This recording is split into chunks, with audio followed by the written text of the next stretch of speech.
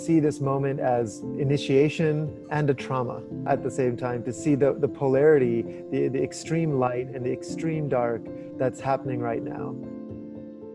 Hi, welcome to What Could Possibly Go Right, a project of Post-Carbon Institute. We interview cultural scouts to help us see more clearly so we can act more courageously. I'm Vicki Robin, your host.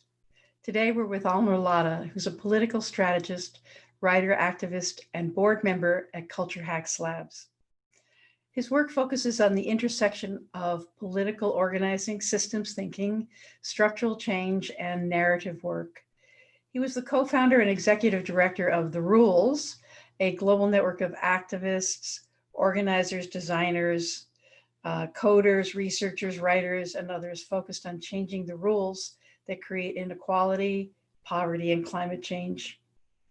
Almer comes from a Sufi lineage and writes about the crossroads of politics and spirituality in these troubled times. He is a co-founder of Tierra Valiente, a post-capitalist community and healing center in the jungles of northern Costa Rica. Hold on to your hats and switch on your systems thinking minds and culture hacking for a rich ride through Alnoor's world of thought. Enjoy. So, Alnoor, thank you so much for agreeing to do this interview. You are a perfect person to consider this question of what could possibly go right in the context of the appearance in this moment of so much going wrong. And yet, in what way is what is going wrong now a doorway, not theoretically, but in reality? What are you seeing as a doorway into some possibility of a healing and healthy and whole and abundant way that we could inhabit this very same planet? So in your view, in this moment, what could possibly go right? Mm-hmm. Yeah, thank you for the question, Vicki, and it's a beautiful question. And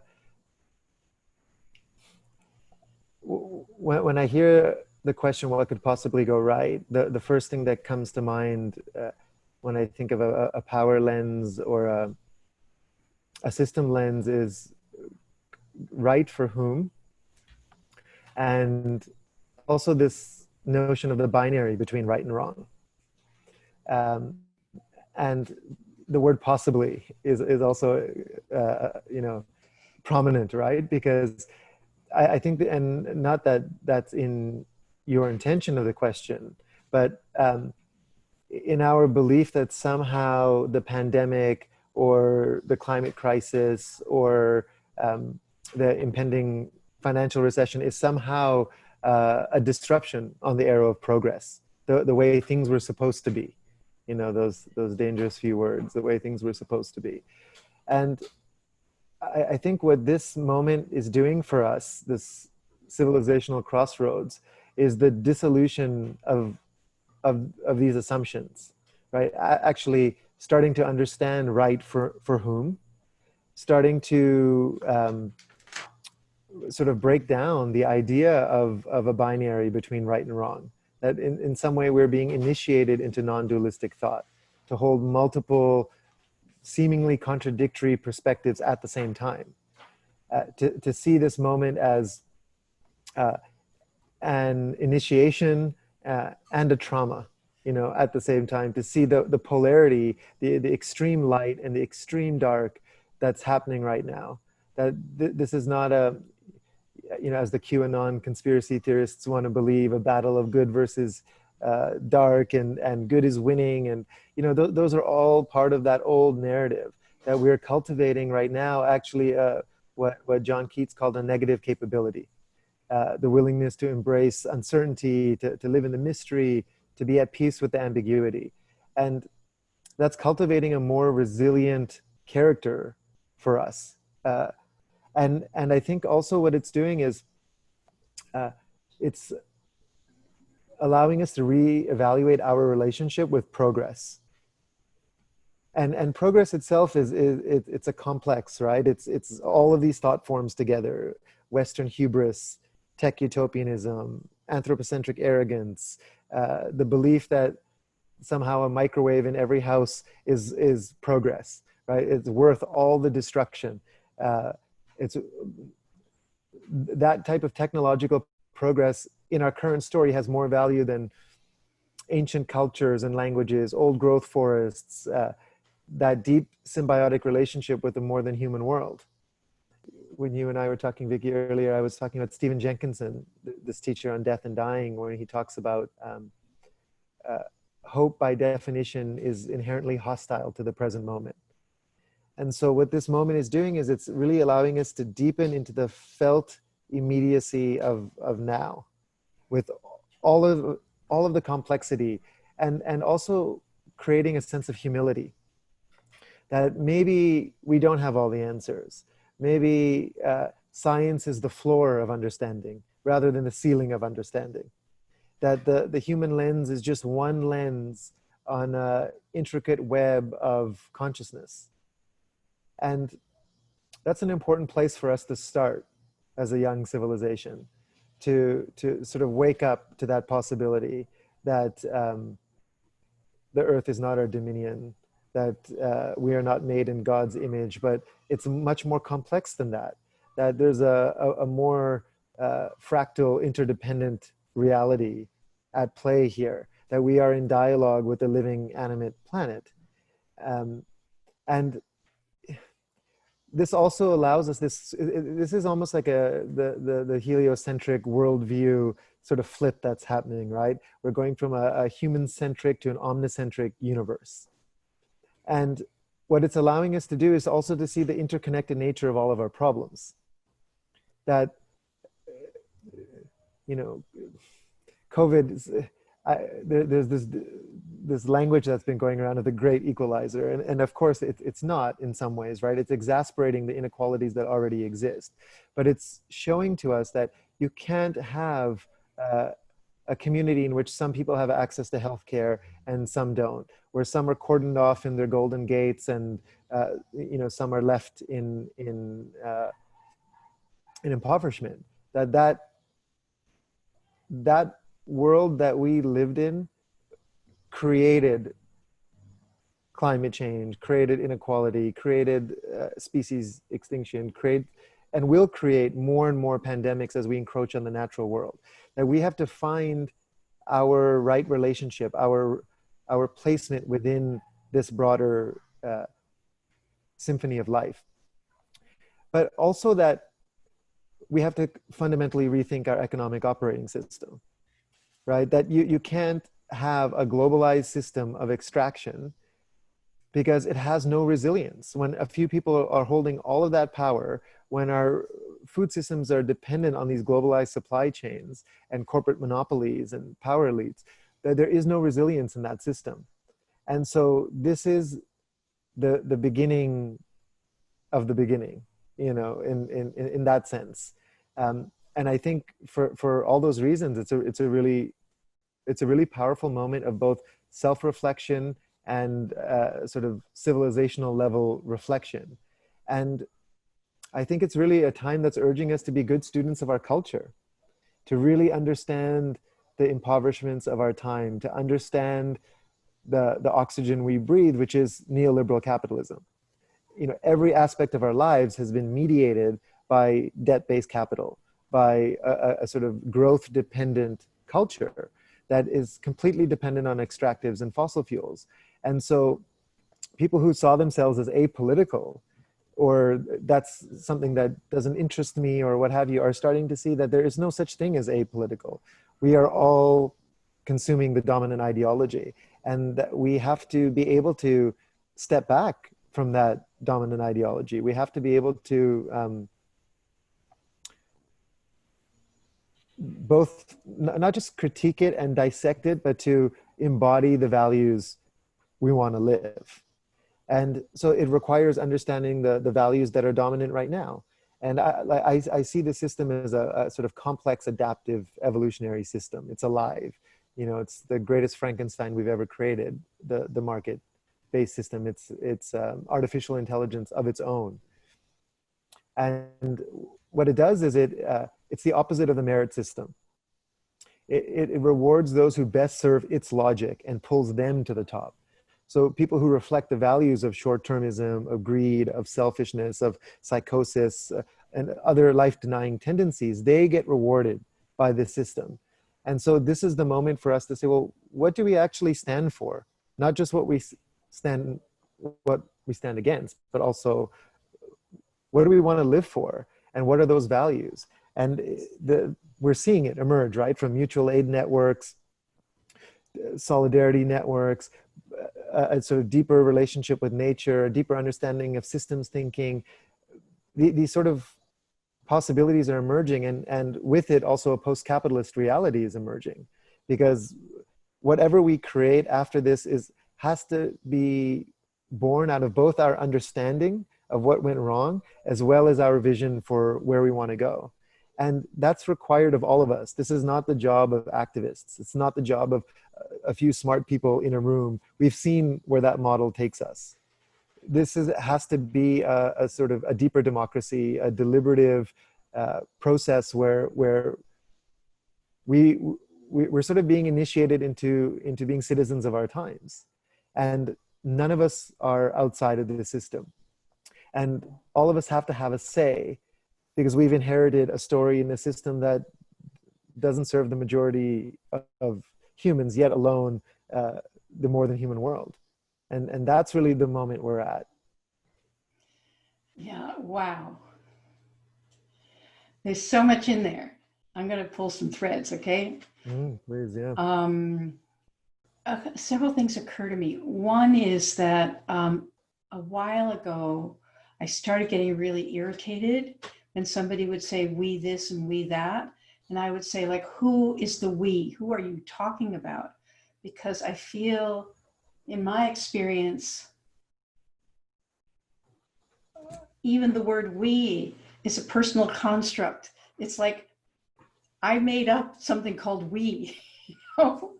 Is it like Vicky and Alner? Is that the we? Who's the we we're talking to? Who's the we we're talking from?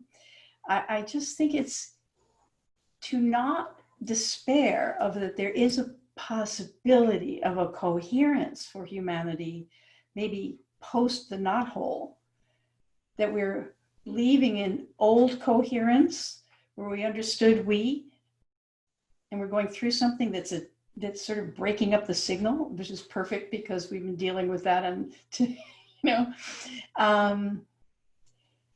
and so I just find that interesting, is that when you use the word we, or when I use the word we and us, there is part an observation of things that are happening from my point of view, and there's an aspiration. There's a this is the kind of we I hope for, and I am, even in these times when the signal is breaking apart so intensely now, where just even the word and could have different meanings for different people.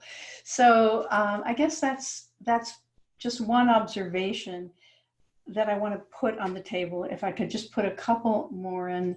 You say that we're a young civilization, and I think it's almost like that's a frame that I've heard some people talking about, that it's not a question of progress as in the arrow of progress of like domination, but it's that we're a learning species, that we have a capacity to learn and to mix, match, create together.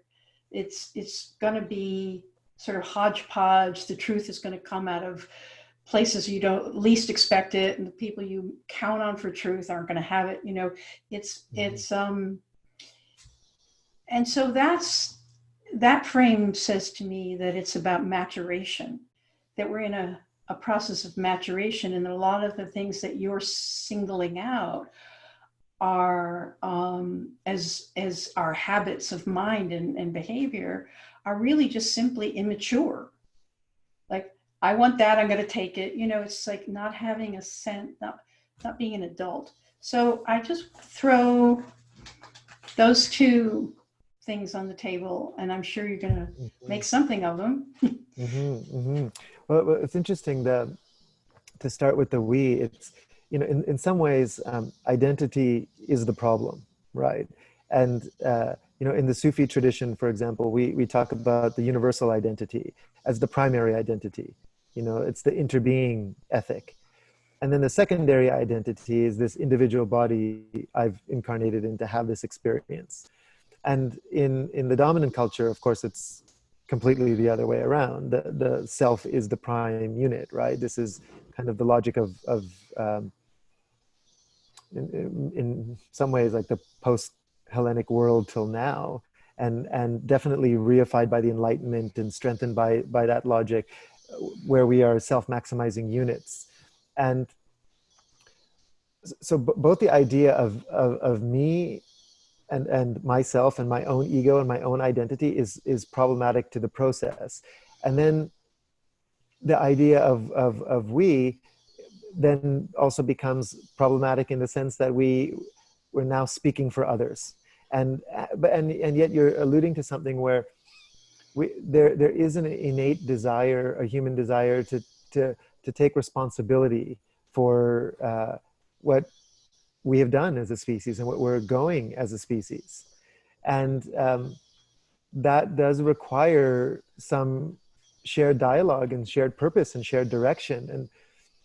And I think back to one of Gandhi's lines where somebody asked him on a Monday, which was his silent day, a question, and he didn't answer. And on a blank piece of paper nearby, he wrote, "My life is my message."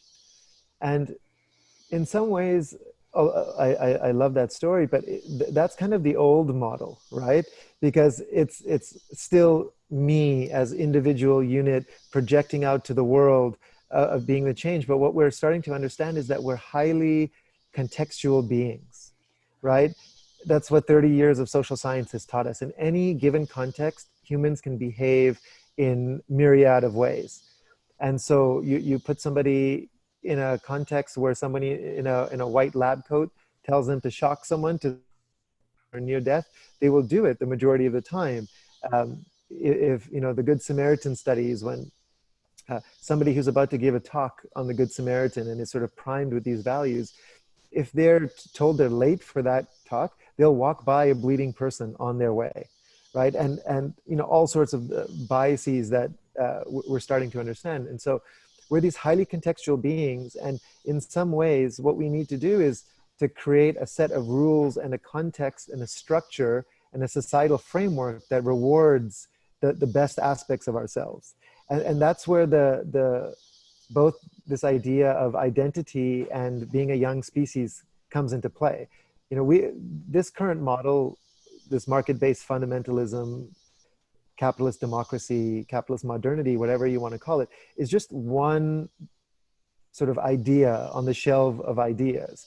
And contextually, it's bringing out the worst aspects of humanity. So I could do all the internal work I want and be Gandhi.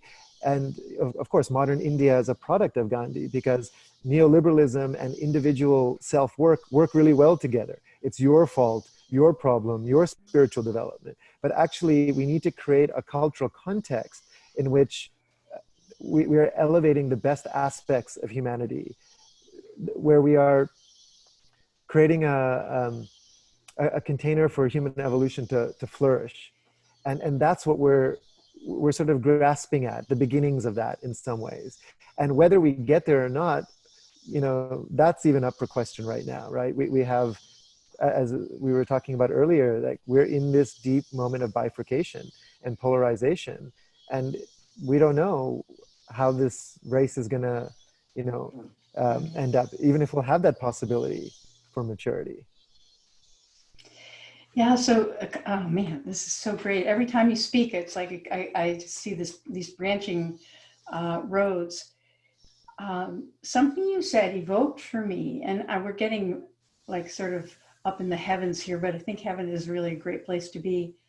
Um, the stretching oneself, or your little what you can consider yourself responsible for, the thing that you are, stretching yourself to feel into, to intuit that I am a sort of a cell in the eye of God. You know, I am part of that which God sees through in God's creation. Just to use God language, which most of my Mm-hmm, friends don't mm-hmm, enjoy, but I like it. mm-hmm, mm-hmm, Um,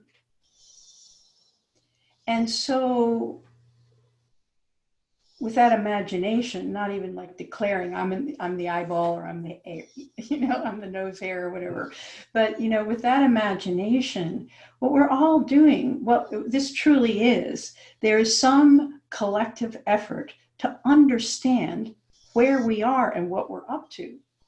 You know, there's some presumption that we understand this, that humanity understands itself. But as you're saying, there's just a gloss of modernity on a flow of historical experience. And so there is this effort. It's like omnicentric and multicentric. There's an effort. They're like, what's going on? Who is the we is not a sassy question to challenge somebody else. It's really the question that we hold is who is the we. mm-hmm, It's like there's something in that which it provides a way of seeing this for me that is both humble, like I'm just a little cell back there on the cornea. It's just both humble, but it's also like a call to greatness, if you will, of mm-hmm. like, I'm going to show up for this, because if I'm like a little cell in the cornea of the eye of God, you know that's a pretty big job. That's a pretty And big I deal. need to actually be interconnected with all the other little cells, because we are forming a picture. We are forming together a picture of who we are. And that's a very different sense. Just what you gave me right now is a very different sense of our specific current dilemma, and the piece of the dilemma that I cannot let go of. I mean, I can formulate this eye of God metaphor, but and maybe you can help me, and maybe this will wind up our interview. Um, is my heart breaks for the people who are suffering, and I can't get over that. I can't wave. I just, so there's a part of me that is expanding into this non-dual reality, and another part of me is just like, I just want to help. I want to intervene someplace in this, the desire to Mm-hmm, intervene to prevent mm-hmm, suffering. And maybe the suffering is mm-hmm, necessary. I don't know. Maybe it's, mm-hmm, but it's just, the equation of modernity has left a huge remainder of multiple human beings and species innocence that are gonna just like be swept off the game board. And so how do you, I guess that would be my last question, how do you reconcile this sort of very large initiation into non-duality mm-hmm, consciousness and the sort of the specific compassion for the specific suffering of specific people? mm-hmm, mm-hmm. Yeah, no, this is the crux of it, right? This is the crux of being an empathetic being in the Kali Yuga, to have incarnated in the dark ages of humanity. Um, and, you know, to go back to this idea of context, right? We look at our context. For 99% of human history, we were hunter-gatherers. And we were in some ways living in the bosom of the mother and in deep relationship and in trust and reverence, and this period that we have now, this 5,000 year blip that we call modernity, um, is the first time we have the ability to be in self-reflection, right? Where we're not in the immediacy of hand to mouth, at least you know a small percentage of human beings. And there's a moral reason, I think, why we need to create a world where, imagine 8 billion humans had access to all of the things we have access to as people who are beneficiaries of the Western way of living. we would have a creative spiritual renaissance on this planet. And it's why the sort of moral imperative is to create a structure in a system where that type of equity and that type of fairness and that type of justice allows human potentiality, and more than human potentiality, really the potentiality of life to coexist, to create whatever is going to come next. And human beings from a billion years from now will be as different to us as we are from single cell amoebas. And that's our responsibility in some ways, is not to ourselves or to our bloodlines, but it's to life itself. And the holding this contradiction and not reconciling it, like feeling the deep pain and grief of other people's suffering, makes us more human and makes us more able to be, response able, right? And to situate our place within that privilege and within even the identity and the racialized hierarchy and the gender hierarchy and the capitalist hierarchy and all of those things is part of the spiritual practice. But we have to understand the cultural context we're in, and understand that cultural context, being born into a broken world, into a broken culture, is part of our soul's mission here on some level as well. And to not amputate those feelings, but to feel them, to nourish our ability to do work in the world. I don't see the point of spirituality for some kind of inner enlightenment. How could that be? As you were saying earlier, this idea of sort of fractal consciousness, that God is that which is becoming. In Sufism we say Allah is a metaphor for the universe becoming self-aware, and if that's the case, then we have this responsibility to understand what's happening in our moment of incarnation, to do everything we can within our privilege and our power to contribute to that and to be of service. And I think holding that vision, it doesn't allow me to, let's say, reconcile that tension, but it allows me to situate that tension within a deeper mission, if you will. Perfect. Even though there isn't perfection. But no, that's just perfect. There's a perfect jewel placed in a velvet cushion, and it ends our conversation. And I love that once we talked about our feelings for our fellow human beings, you brought up the moral imperative of understanding that we've incarnated at this time. And it's our responsibility to do all we can to deliver life forward, as has been all of life's responsibility for all time. So I just, this has just been utterly delicious. Thank you. Yeah, beautiful to talk to you and spend time and get to know you, Vicky. Hey, thanks for listening. Don't forget to subscribe and leave us a 5-star review, which will help this hopeful message get out to more people. And check out the Post-Carbon Institute website for show notes and for more guest information. Thanks to all our donors for their support. Thanks also to Cher Miller, Amy Boeringrud, and Clara Winter at Post-Carbon Institute, plus production assistant Michelle Wigg from frugalityandfreedom.com.